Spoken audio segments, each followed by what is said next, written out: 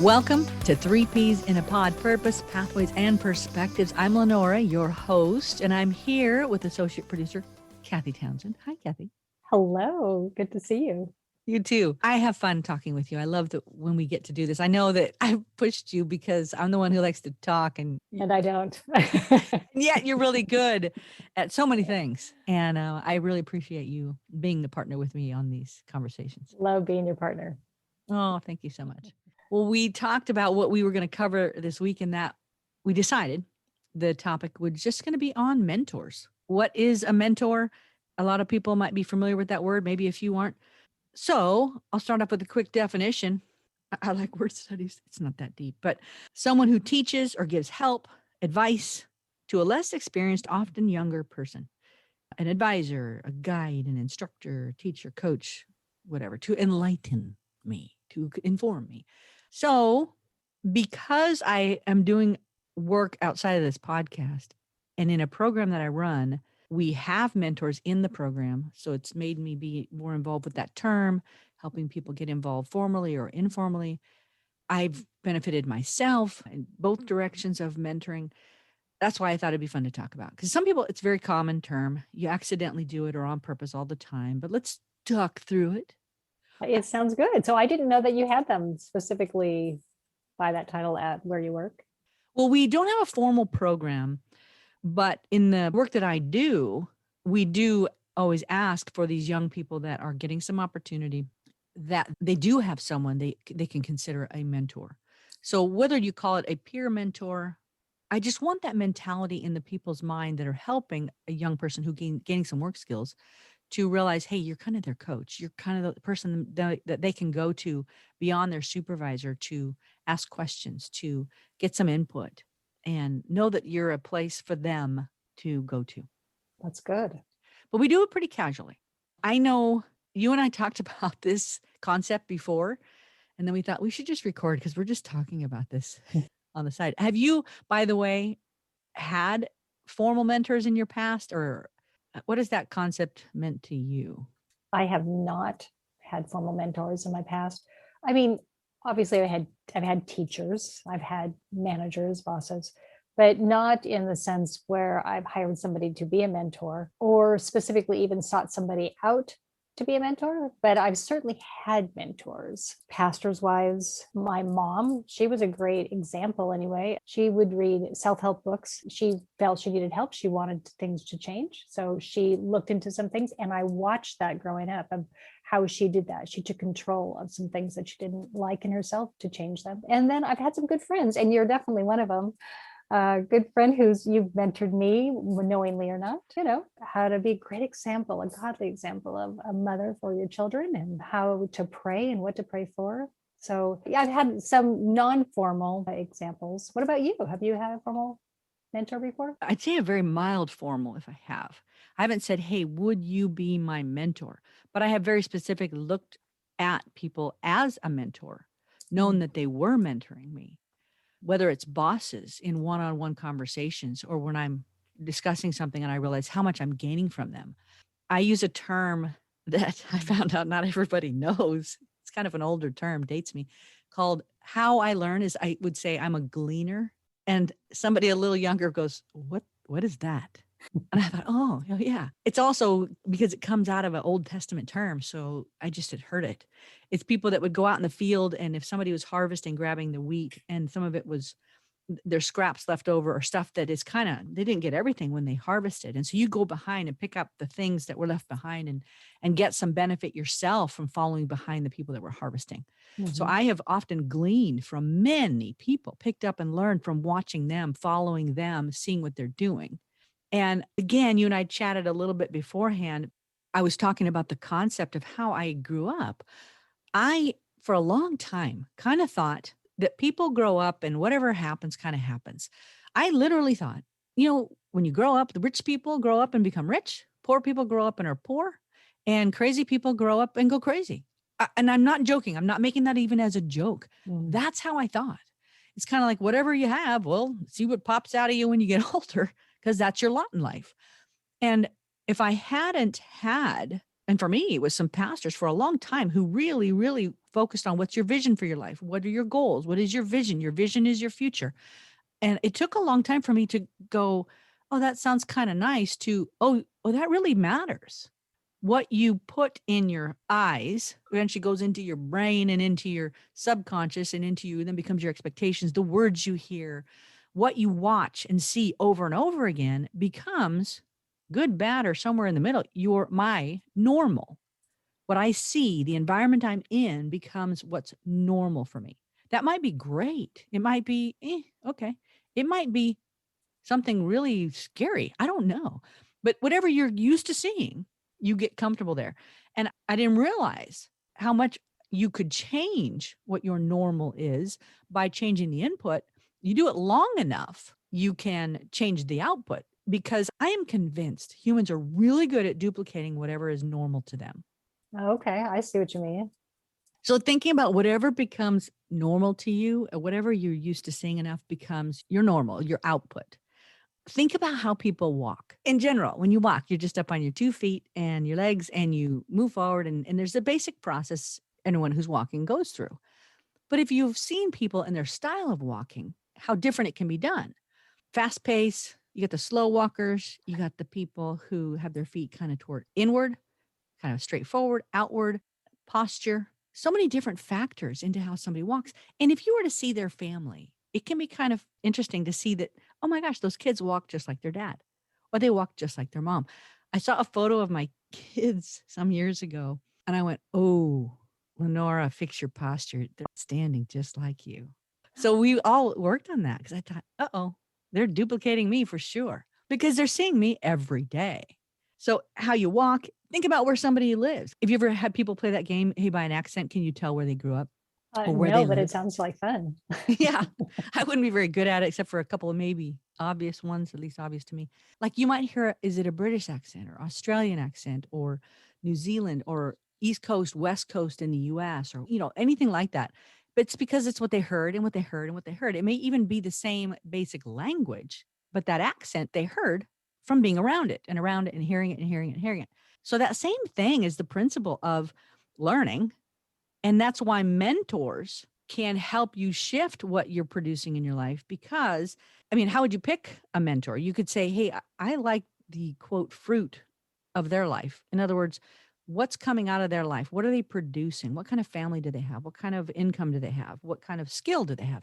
If I see something and I think, hey, maybe I can have that. So then I want to learn about that person or somebody like them to get the same results. And it usually is not an overnight change. Some things can change quickly, but that's why mentoring it's a time thing. It happens usually over time. You change the input and eventually you change the output.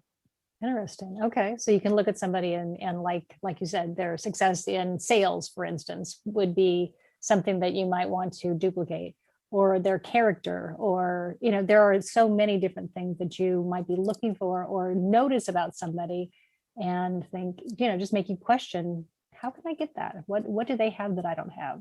Yeah. And find a way to duplicate it, or find somebody to help you learn it. Yeah. And I think there's a lot of different ways you can be mentored. I think some people have thought of it as, if it's not a formal program, dang it, we're not really doing it. I personally think mentoring can happen many different ways. Like, what kind of ways are you talking about? I think it can be as simple as, well, if you've written a book, I can read your book. Okay. I would learn from you. Maybe if it's a romance novel, I might not learn as much. But if you wrote an instructional thing or something about a topic I cared about, and I saw you had some good fruit, which, by the way, pay attention to, what is the fruit off of that tree? What's coming out of that person's life? Do I want that? Because that's who I want to mentor me if I want that outcome. You don't want to learn about money from somebody who's doesn't have any. Oh, that's true. You could learn what not to do.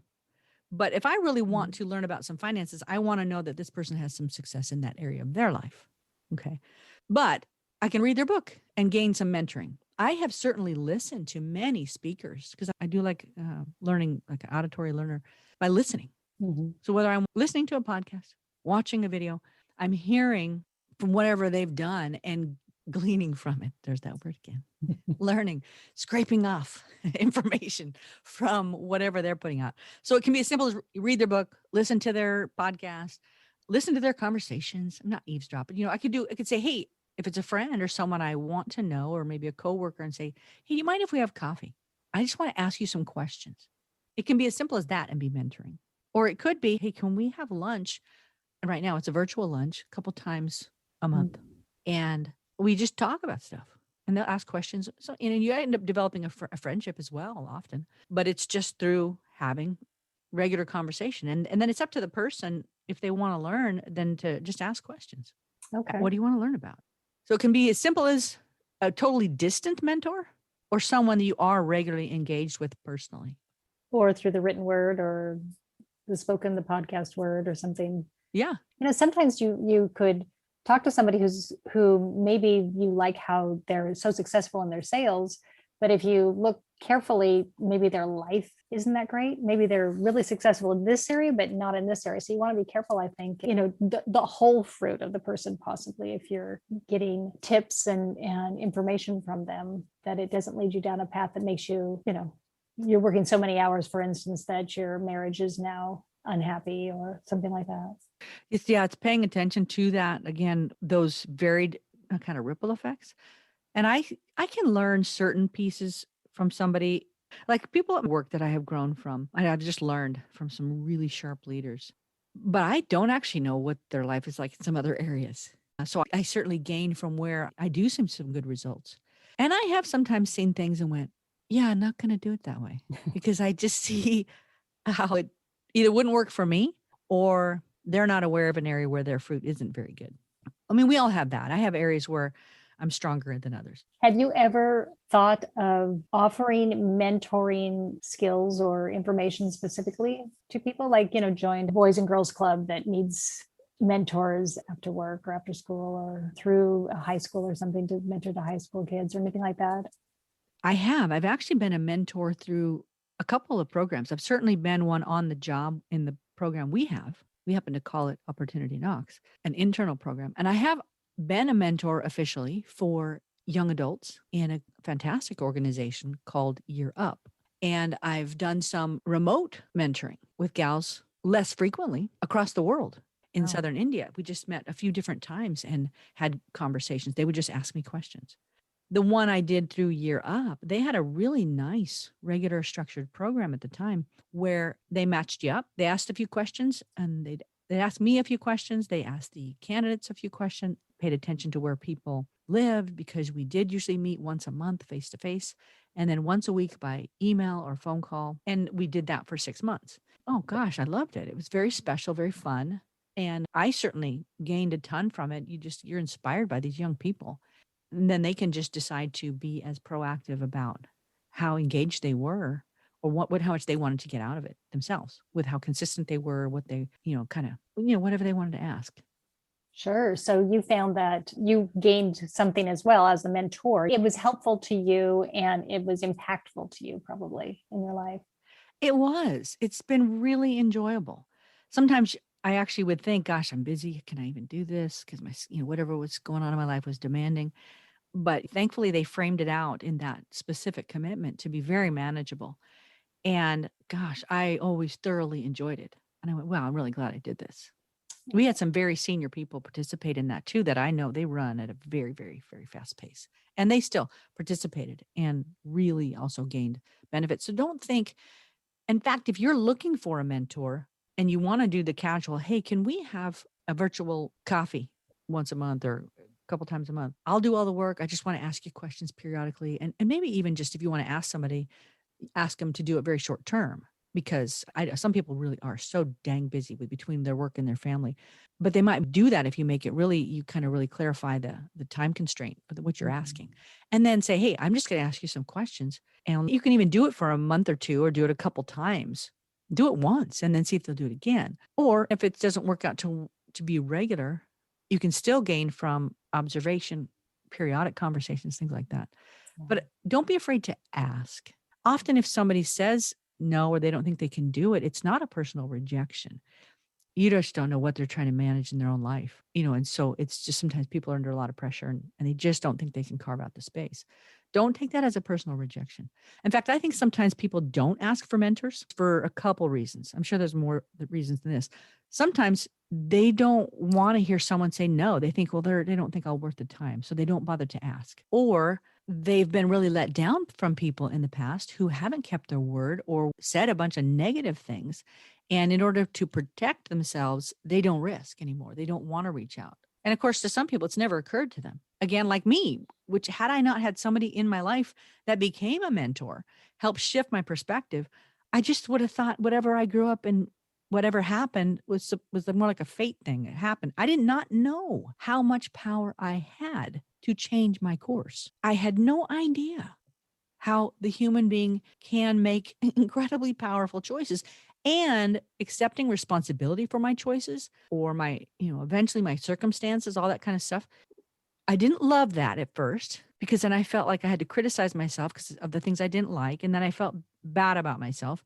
And that wasn't the point. It's no, I want to accept as much responsibility as I can because then I can change it. If I'm responsible, then I have some power. If I make you responsible for everything or the quote universe, though that I've got no power to do anything. Now, I don't control everything. I never will control everything, but there's so much I can control, even if it's how I respond, how I learn different ways to respond to whatever's going on in my life or whatever, if I want to head a direction.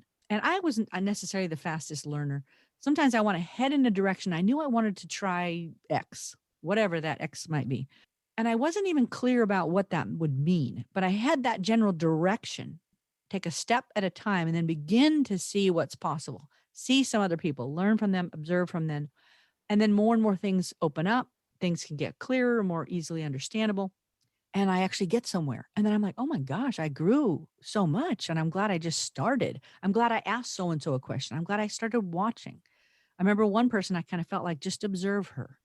I didn't have a lot of official mentoring conversations, but I started to just watch how she did things, not just that she did things, but how she did things. And it just gave me a perspective, a normal that began to be more comfortable to me to do something I had never done before.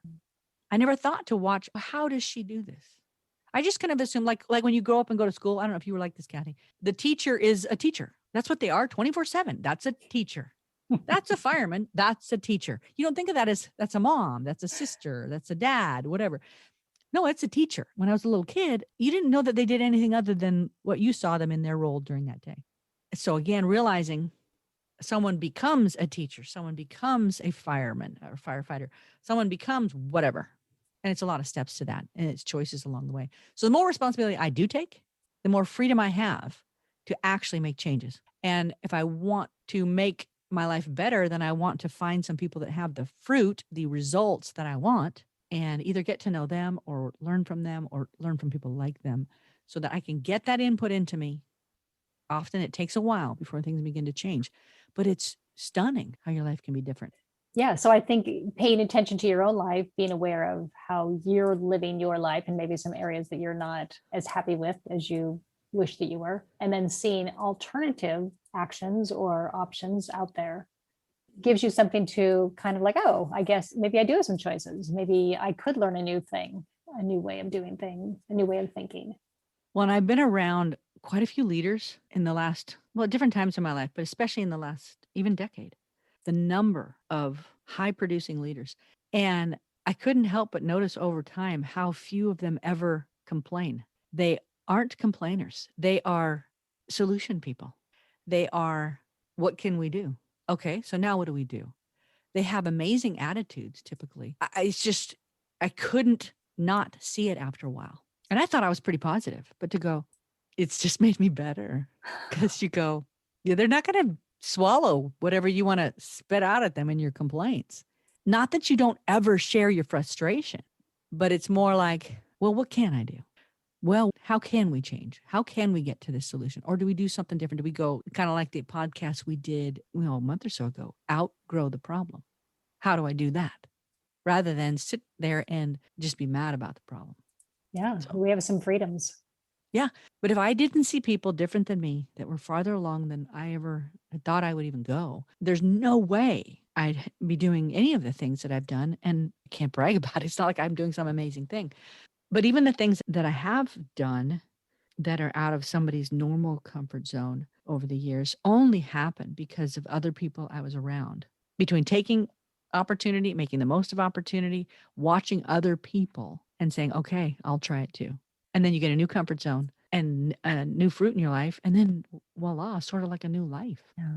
But it's a bunch of stuff. It's step at a time. But mentors are a big deal because you learn from so much else and you end up both enjoying it.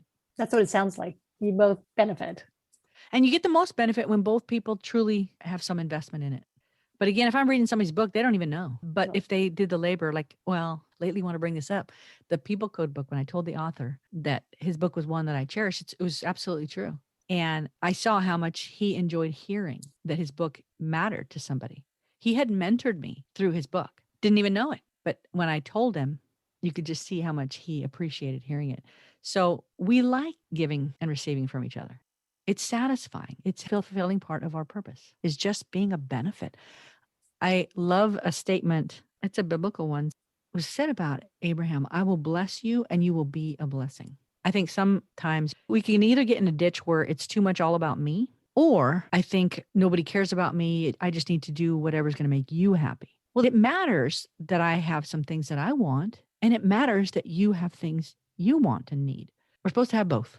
It's good for individuals to be blessed, and it's good for individuals to be a blessing. So you can be the mentor or the mentee. And honestly, you want to be in both spots all your life because hopefully you want to keep growing and hopefully you want to help somebody else's life be better. I like that you can be in both spots your whole life, that it never ends. We can Doesn't have always to. be better, and we can always help other people get better. Yeah, plenty of opportunity. But I am terribly impressed with the leaders that I've seen. And I love how much they have made me better just because of what I've picked up from their habits, from their choices. And I went, oh, I want to make that choice. Yeah. So mentoring, you're worth the time. And by the way, you can mentor somebody else if you don't think you can as a listener. You have things to give and invest and teach others. It can be very simple, doesn't have to be something formal or deep.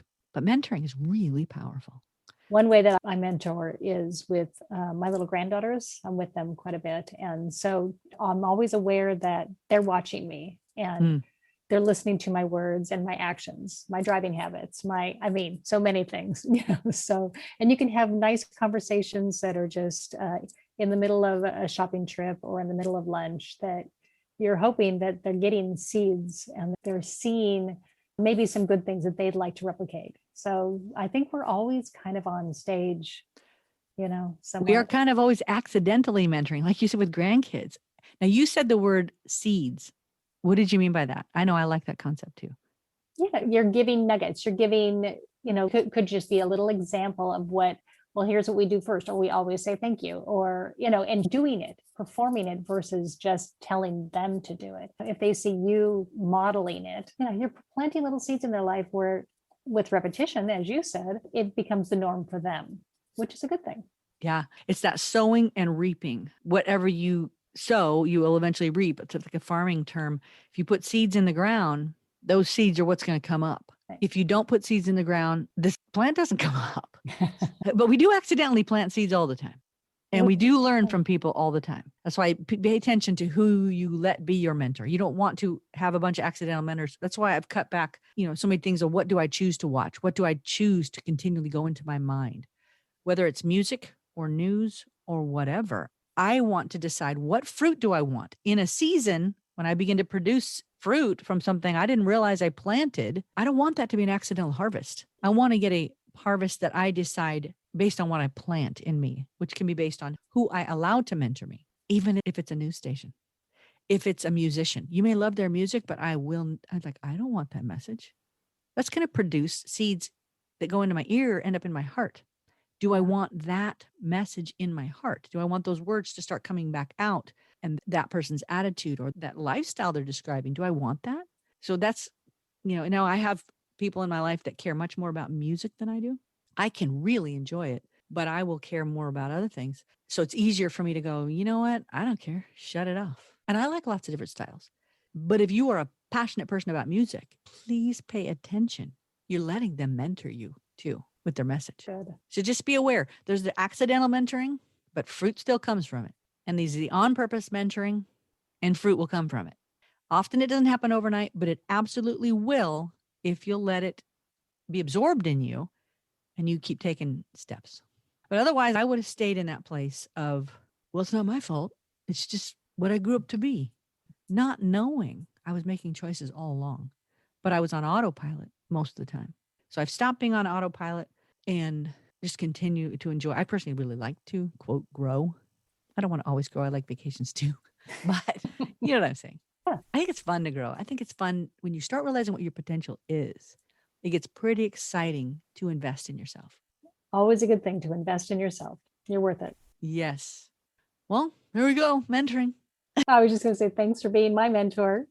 Oh gosh, Kathy. And you always, I learned from you in so many different ways that you don't recognize either. Friendships just plain bring mutual benefit. And you've become somebody that I know that I can trust, which has been a big deal. Friendships bring a mutual benefit. And trust me, my friend, ours is a mutual benefit. What I learned from you as well. Oh, thank you so much. So we hope you subscribe to the podcast, leave us comments, and have a great week. We look forward to talking with you, our audience, every week. So thanks for taking time and listening to 3 Ps in a Pod.